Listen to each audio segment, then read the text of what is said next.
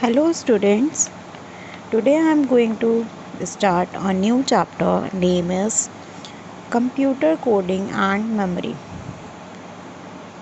As you can see that the chapter name is Computer Coding, it means how we code our data and how we store our data in memory. We will discuss all these in this chapter. First of all, we will start from computer system. A computer system comprises of three important parts. You all know that you had studied in previous class: input unit, CPU and output unit. What is CPU? You all know that CPU is a brain of computer. All the processing work could be done in CPU, and CPU has three components. First is ALU, MU and CU. ALU means arithmetic logic unit, MU means memory unit and CU means control unit. We will discuss one by one in very short manner. So the first topic is input unit. You all know that this component help users to enter data and commands into a computer system. What are the input devices? Keyboard, mouse, scanner, all these are input devices which are used to give or enter the commands or data into a computer. Next is processing unit, which is central processing unit CPU. After receiving the data and commands from user, a computer system now has to process it according to the instructions provided.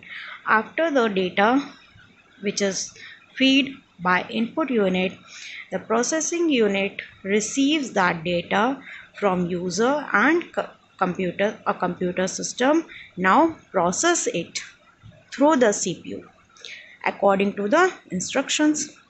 Then what's the use of memory unit? Once a user enters data using input devices, the computer system stores this data in its memory unit. What memory units have to do? The memory unit stores our data which are fed through the input devices. The data will now remains here until other components of CPU process it.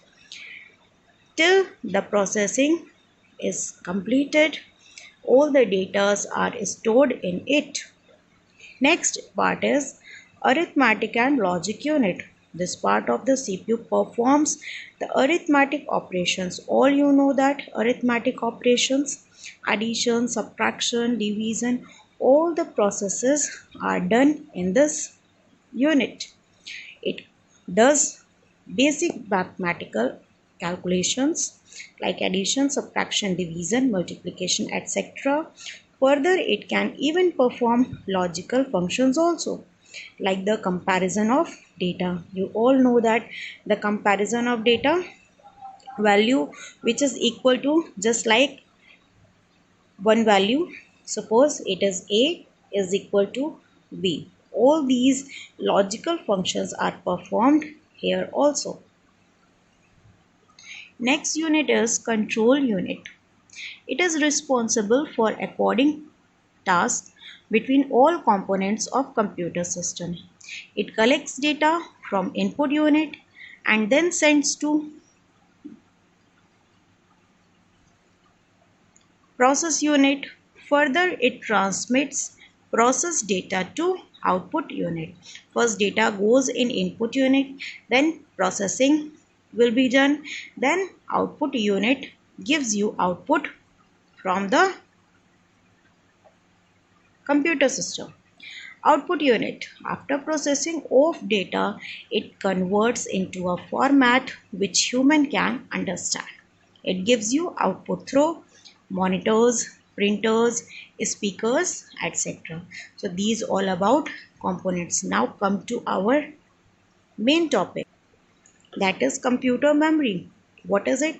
Computer memory is any physical device capable of storing information temporarily or permanently. It has two type of memories. Temporarily or permanently, it stores our data. Now comes to the classification of memory. Memory has three types of classification or categories. First one is internal processor memory. Second is main memory, which is also known as primary memory. And third one is secondary memory. In addition to the internal memory, storage devices are used to store data and instructions for a long run. What internal memory do? It stores data and instructions for a long time. Data processing is done in the computer's internal memory. All the processing of computer could be done in internal memory. Computer memory stores the data in binary format. Binary format, you know that 0 and 1, which is in the form of zeros and ones. A single 0 or 1 requires 1 bit for its storage. A few examples of the many items that have memory: television, CD player, DVD player, calculator, mobile, etc. These all have a memory device. You know that today's televisions are with memory based. They can store your data for a long time. DVD and CD player, you know that we can insert DVD and CD to store our data. Mobile phones, you know that there are also two types of memory in it: internal memory and external memory, which is your SD card. So look all these examples in picture.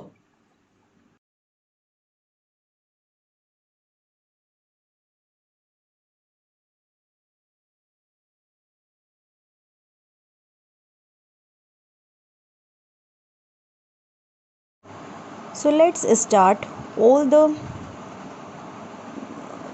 classification of memory in details. Internal processor memory, a small high speed memory inside the processor. It is a high speed memory. Temporary storage of instructions and data. It stores our instructions in temporary form. Examples: registers and cache memory. Cache memory and registers are example of internal processor memory. What is main memory? You all know that main memory is a primary memory. It is relatively large memory placed outside the processor. Data and instructions storage for the operation of the processor can be accessed directly and rapidly by the CPU. It is a primary memory. It stores our instructions or data after the data is processed. Examples are RAM and ROM. We will discuss it in later on. Next is secondary memory. Much larger in capacity but slower than main memory. Secondary memory has a large capacity to store our data than primary memory.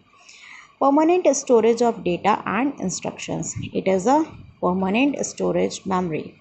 It stores our data permanently. Hard disk, CD, floppy disk, pen drives, all these are secondary memory, secondary storage devices. So these all are about computer memory. So we will discuss it later on in next video. So this is all about today's topic. Thank you.